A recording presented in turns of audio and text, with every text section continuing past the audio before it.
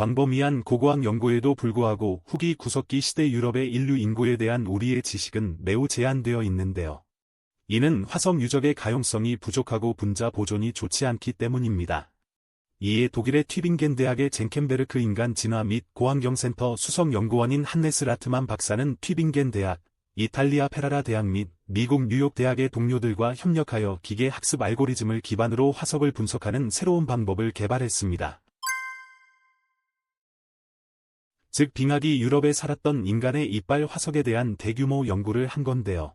이를 통해 기후 변화가 선사시대 인류의 인구 통계에 상당한 영향을 미쳤다는 것을 알게 됩니다. 닐은 기계 학습 알고리즘으로 치과 데이터를 분석함으로써 인류의 이주와 인구 역학, 그리고 빙하의 영향을 분석해서 2024년 8월 16일 과학저널인 사이언스 어드밴시즈에 후기 구석기 시대 유럽의 인간 인구 역학은 화석 치아 표현형에서 추론됩니다. 라는 제목의 논문을 게재했습니다. 약 4만 5천 년 전, 마지막 빙하기 동안 최초의 현생 인류가 유럽으로 이주하면서 소위 후기 구석기 시대가 시작되었는데요. 후기 구석기는 구석기 시대 후기로 구석기 시대의 세부 분류 중 세 번째 단계에 해당하지요. 후기 구석기 시대는 약 4만 5만 년 전부터 기원전 7천 9천 년까지입니다. 이 시기는 아직 농경이 시작되기 이전 단계인 수렵 시대이지요.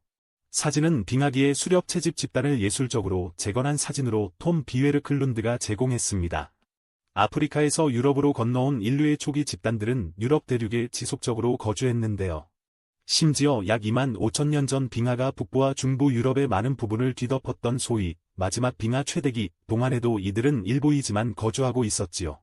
연구의 제1저자인 튜빙겐 대학의 한네스 라트만 박사는 고고학자들은 기후변화와 그와 관련된 새로운 환경 조건이 당시 수렵 채집인의 인구 통계에 미친 영향에 대해 오랫동안 논쟁을 벌여왔다. 구할 수 있는 화석의 수가 제한되어 있고 고대 DNA 분석을 위한 화석의 분자 보존이 빈약한 경우가 많기 때문에 기후 요인이 이주, 인구 증가, 감소 및 멸종에 미치는 영향에 대한 결론을 도출하는 것은 매우 어려웠다고 말합니다. 따라서 국제공동연구팀은 이를 해결하기 위해 새로운 접근법을 선택했는데요. 고대 DNA를 이용할 수 있는 소수의 흩어져 있는 선사시대 개인들을 분석하는 대신 연구팀은 그들의 이빨을 이용했습니다. 이빨은 인체에서 가장 단단한 조직이기 때문에 고고학자들이 발견하는 가장 흔한 화석 골격 요소이지요. 이를 통해 이전의 골격 및 유전자 데이터 세트보다 훨씬 큰 전례 없는 데이터 세트를 수집할 수 있었습니다.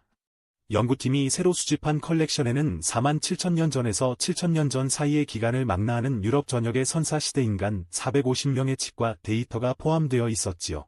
연구팀은 형태학적 치아 특성, 즉 크라운 교두의 수와 모양, 씹는 표면의 융기 및 홈 패턴, 사랑니의 유무와 같은 치열 내의 작은 변화에 초점을 맞춰 연구했는데요.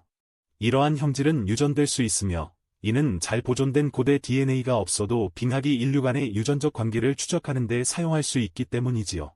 이러한 특징은 육안으로 관찰할 수 있기 때문에 연구팀은 또한 수백 장의 발표된 화석 사진들을 조사했습니다. 이 연구의 결과는 약 4만 7천 년 전에서 2만 8천 년 전까지, 즉 중기 점권기 기간 동안 서유럽과 동유럽의 인구가 유전적으로 잘 연결되어 있었다는 것을 보여주는데요. 그 이전의 연구와 일치하며 서로 다른 지역의 석기, 사냥 무기 및 휴대용 예술품에서 광범위한 유사성을 확인한 것이지요. 사진은 독일 남부의 홀렌슈타인 슈타델 동굴에서 발견된 세계 인간 두개골로서 약 8,500년 전으로 거슬러 올라가며 남성, 왼쪽, 여성, 오른쪽, 어린이, 가운데 등 한 가족의 것으로 추정됩니다. 출처는 튜빙겐 대학의 수집품입니다.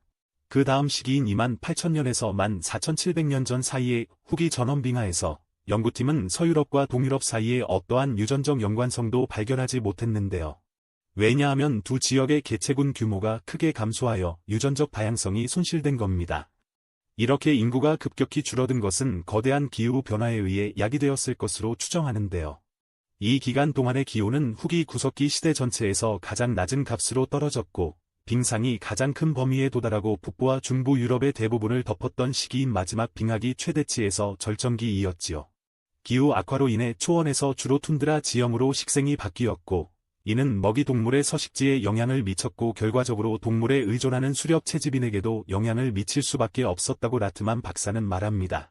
결국 기후변화로 인해 서유럽의 인구는 후기 플래니글라시알로 넘어가는 과정에서 멸종되었고 동유럽에서 이주한 새로운 인구로 대체됩니다.